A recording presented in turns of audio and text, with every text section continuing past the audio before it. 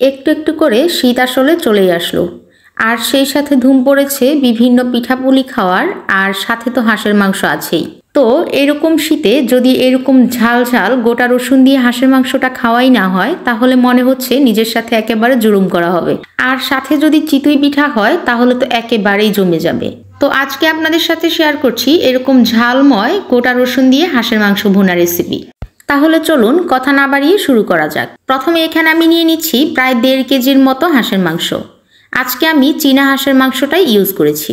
তারপর এখানে দিয়ে দিচ্ছি প্রায় 1 কাপ পরিমাণ পেঁয়াজ কুচি, 2 টেবিল চামচ পরিমাণ রসুন বাটা, 2 টেবিল চামচ পরিমাণ আদা বাটা, 1 চা চামচ পরিমাণ হলুদ গুঁড়ো, 1 টেবিল চামচ পরিমাণ মরিচ গুঁড়ো, 1 টেবিল চামচ পরিমাণ জিরা গুঁড়ো, আর 1 টেবিল চামচ পরিমাণ ধনিয়া গুঁড়ো।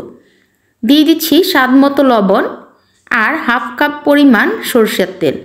এখন গোটা গরম মশলাগুলো অ্যাড করে দিচ্ছি।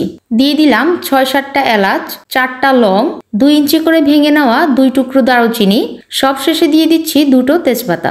এখানে আমি আলাদা করে কোনো গোলমরিচ গুঁড়ো অ্যাড করিনি, তার কারণ হচ্ছে আমার জিরের গুঁড়োর সাথে অলরেডি গোলমরিচ গুঁড়ো অ্যাড করা ছিল। এইবার সবগুলো উপকরণ একসাথে ভালোভাবে মাখিয়ে নিচ্ছি। এই মাখামাখির কাজটা চেষ্টা করবেন হাত দিয়ে করতে, এতে করে মাংসের গায়ে মশলাগুলো খুব ভালোভাবে লেগে যাবে আর মাংসের টেস্টটাও খুব ভালো আসবে। মাংসটা মশলার সাথে খুব ভালোভাবে মাখানো হয়ে গেলে এইবার এর মধ্যে হাফ কাপ পানি অ্যাড করে দিচ্ছি। এরপর ঢাকনা দিয়ে ঢেকে হাই হিটে রান্না করছি 5 মিনিটের জন্য। 5 মিনিট পর যখন খুব ভালোভাবে বলক আসতে শুরু করবে তখন ঢাকনা উঠিয়ে একবার নেড়ে দিচ্ছি। নাড়া হয়ে গেলে এইবার আবারও ঢাকনা দিয়ে রান্না করব প্রায় 15 থেকে 20 মিনিটের মতো। তবে এই পর্যায়ে আমি চুলার হিটটা মিডিয়াম টু লোতে রেখেছি।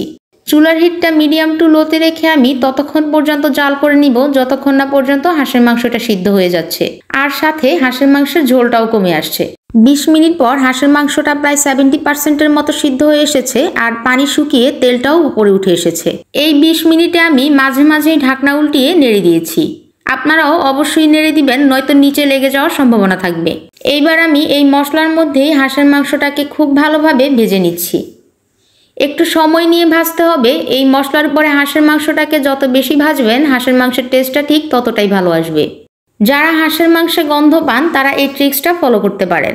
হাঁসের মাংসটা মশলার উপরে যত বেশি কষানো হয় বা যত বেশি ফ্রাই করা হয় এর ভিতরের গন্ধটা তত তাড়াতাড়ি চলে যায়। তাই চেষ্টা করবেন খুব বেশি সময় নিয়ে অনবরত নেড়ে নেড়ে হাঁসের মাংসটাকে ফ্রাই করে নিতে।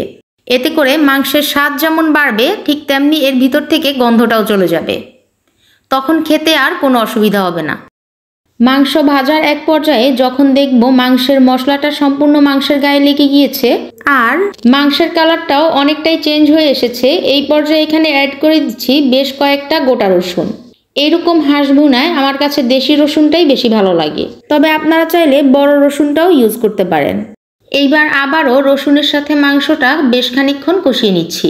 রসুন দেওয়ার সাথে সাথেই পানি দিয়ে দিবেন না, কিছুক্ষণ মশলার সাথে উল্টে পাল্টে ভেজে নেবেন। এতে করে রসুনের ভিতরেও এই মাংসের মশলাটা খুব ভালোভাবে ঢুকে যাবে। আমি সব মিলিয়ে আরও 5 থেকে 7 মিনিট এই রসুনের সাথে মাংসটা কষিয়ে নিয়েছি। এই পর্যায়ে কোনোভাবেই চুলার হিট একদম বাড়িয়ে দিবেন না, লো হিটে রেখে রেখেই মাংসটা এভাবে মশলার সাথে ফ্রাই করে নেবেন। চুলার হিট বাড়িয়ে দিলে মাংসের মশলাগুলো পুড়ে যাবে আর তখন মাংসের স্বাদটাও একদম তেতো হয়ে যাবে, তখন আর খেতে ভালো লাগবে না। মাংস আর রসুন খুব ভালোভাবে কষানো হয়ে গেলে এইবার এই পর্যায়ে আমি এখানে দিয়ে দিচ্ছি 3 কাপ পরিমাণ পানি।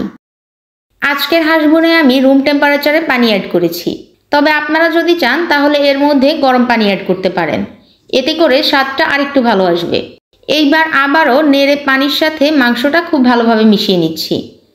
তারপর ঢাকনা দিয়ে ঢেকে দিচ্ছি আর রান্না করে নিচ্ছি যতক্ষণ না পর্যন্ত মাংসটা পুরোপুরি সিদ্ধ হয়ে আসছে। 15 মিনিট পর ঢাকনা খুলে দেখলাম মাংসটা একদম সিদ্ধ হয়ে গেছে আর সাথে রসুনটাও একদম সিদ্ধ হয়ে গেছে। এই পর্যায়ে আমি চুলার হিটটা বাড়িয়ে দিচ্ছি আর যতটুকু গ্রেভি পছন্দ পানি শুকিয়ে ততটুকু গ্রেভি হয়ে আসা পর্যন্ত রান্না করে নিচ্ছি। এই তো মাংসের পানিটা শুকিয়ে একদম রান্নাটা কমপ্লিট হয়ে এসেছে আর গ্রেভিটাও একদম পারফেক্ট কনসিস্টেন্সিতে আছে। যদি আপনারা আরও কম গ্রেভি রাখতে চান তাহলে জাল করে শুকিয়ে নিতে পারেন, তবে আজকে আমি ঠিক এইটুকু গ্রেভি রাখবো। এই পর্যায়ে চুলার হিট অফ করে দিচ্ছি। এখন আপনাদেরকে সার্ভ করে দেখাচ্ছি। দেখে নিশ্চয়ই আন্দাজ করতে পারছেন যে হাঁস ভুনাটা কতটা লোভনীয় হয়েছে। খেতেও মাশাআল্লাহ অসাধারণ হয়েছিল। এইরকম এক বাটি হাঁস ভুনা আর সাথে যদি চিতই পিঠা বা যে কোনো ধরনের পিঠা হয় তাহলে আমার তো আর কিছুই লাগবে না। রেসিপিটা ফলো করে অবশ্যই বাসায় একবার ট্রাই করবেন। আশা করছি আপনাদের কাছেও অনেক ভালো লাগবে। ভালো লাগলে আমার চ্যানেলটা সাবস্ক্রাইব করে রাখতে পারেন। আবারও হাজির হব নতুন কোনো রেসিপি নিয়ে। সেই পর্যন্ত ভালো থাকবেন। আল্লাহ হাফেজ।